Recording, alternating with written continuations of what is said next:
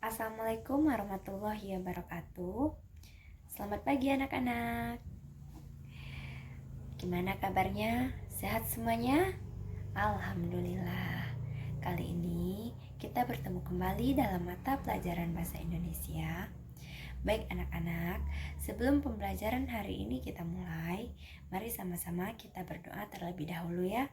Silahkan ketua dipimpin doanya. Alhamdulillah.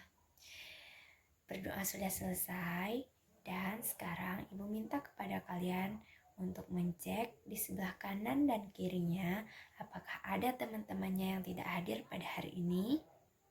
Gimana? Semuanya hadir? Alhamdulillah, hari ini semuanya lengkap ya. Pada kali ini kita akan membahas materi mengenai teks laporan percobaan. Ada yang tahu apa itu teks laporan percobaan? Ya, Arah silahkan. Ya, benar sekali. Teks laporan percobaan adalah teks yang menyajikan informasi mengenai hasil percobaan dengan apa adanya. Nah, hasil percobaan inilah yang nantinya akan dibuat dalam sebuah bentuk teks laporan percobaan untuk disampaikan atau dilaporkan kepada khalayak umum. Misalnya, ibu menyuruh kalian untuk melakukan percobaan pembuatan tempe. Nah, hasil pembuatan tempe inilah yang nantinya akan kalian buat dalam bentuk sebuah teks laporan percobaan dan hasilnya teks tersebut akan kalian laporkan kepada ibu. Dari pengertian tersebut dapat kita ketahui tujuan dari teks laporan percobaan untuk menjelaskan hasil pengamatan mengenai benda-benda yang telah kita amati terlebih dahulu berdasarkan keadaan yang sebenarnya. Selanjutnya, kita masuk kepada ciri-ciri teks laporan percobaan. Yang pertama, teks laporan percobaan itu bersifat objektif. Artinya, informasi yang kita sampaikan berdasarkan apa yang diperoleh melalui percobaan. Misalnya, kita melakukan percobaan mengenai A dan menduga bahwa A akan menghasilkan dampak yang baik. Ternyata, hasil percobaan tersebut menunjukkan bahwa A memiliki dampak yang buruk dan laporan yang akan kita sampaikan yaitu A berdampak yang buruk. Kedua, berdasarkan fakta, artinya tidak berdasarkan dugaan yang belum terbukti. Misalnya, kita melakukan percobaan mengenai buah jeruk. Kita tidak akan mengatakan buah jeruk memiliki kandungan vitamin C yang lebih tinggi, tetapi kita akan mengatakan kandungan vitamin C di dalam buah jeruk yang berukuran 60 gram adalah 100 mg. Yang ketiga, bersifat komprehensif.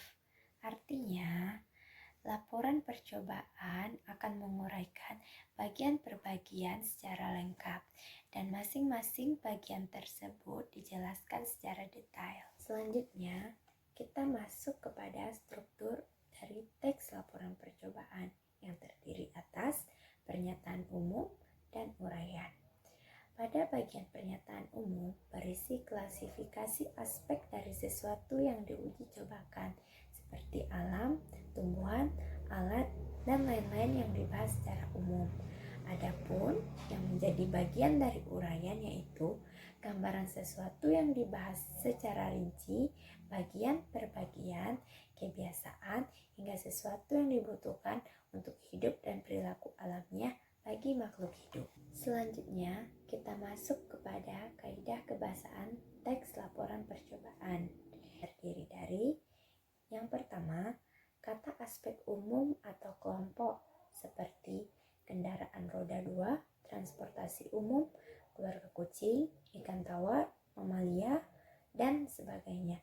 Yang kedua, banyak memakai kata tugas hubungan logis seperti maka, ketika, dan seterusnya. Yang ketiga, menggunakan kata tugas untuk menjaga tulisan koheren atau maksudnya maknanya terpadu dengan baik. Yang keempat, menggunakan kalimat aktif. Yang kelima, menggunakan kata kerja aktif untuk menggambarkan proses dan aksi kegiatan percobaan. Yang keenam, terdapat kalimat yang menjabarkan urutan kegiatan. Yang ketujuh, lebih banyak menggunakan kata benda dan frasa benda dibandingkan dengan kata ganti orang. Selanjutnya, beberapa model laporan menggunakan istilah teknis atau istilah bidang ilmu. Dan yang terakhir, beberapa model laporan disertai diagram, peta, foto, dan sebagainya. Baiklah, selanjutnya kita masuk ke jenis-jenis teks laporan percobaan. Yang pertama, laporan percobaan makalah. Model ini disusun dengan menggunakan sistematika makalah. Artinya, dua struktur utama dari laporan percobaan akan disampaikan melalui tujuan, kajian teori, alat dan bahan, prosedur atau cara kerjanya, hasil pengamatan, pembahasan, simpulan, dan yang terakhir adalah daftar pustaka. Yang kedua, laporan percobaan sederhana. Model ini hanya akan menggunakan dua struktur utama dari laporan percobaan, yaitu pernyataan umum dan uraian. Uraian sendiri akan terbagi menjadi masing-masing bagian yang diuraikan. Misalnya, untuk percobaan binatang, kita akan mengemukakan penampilan, kebiasaan makannya, kapasitas, dan pengembangbiakannya. Yang terakhir, jenis laporan percobaan pengembangan atau pembuatan. Seperti contoh yang telah diuraikan sebelumnya, laporan percobaan ini juga dapat disusun melalui model pembuatan suatu benda sebagai kegiatan percobaan. Model ini akan melibatkan struktur, tujuan, alat dan bahan, langkah-langkah, hasil, dan simpulan. Sampai di sini, apakah ada pertanyaan? Ya, Mila silahkan. Pertanyaan yang bagus sekali. Apakah unsur dari teks laporan percobaan?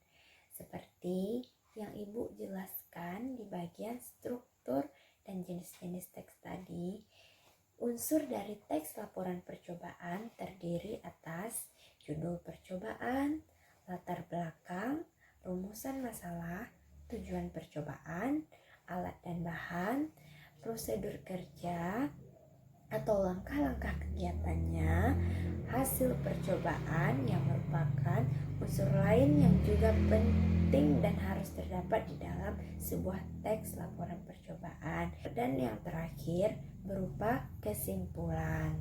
Bagaimana Mela dan anak-anak Ibu semuanya sudah paham? Baiklah, kalau begitu sekarang kita akan masuk kepada contoh teks laporan percobaan, yaitu dengan judul membuat lampion benang yang unik dan menarik. Sekarang kalian buka buku paketnya halaman 40 dan silakan kalian baca contoh teks laporan percobaan membuat lampion tersebut. Ibu beri waktu selama 5 menit untuk membaca.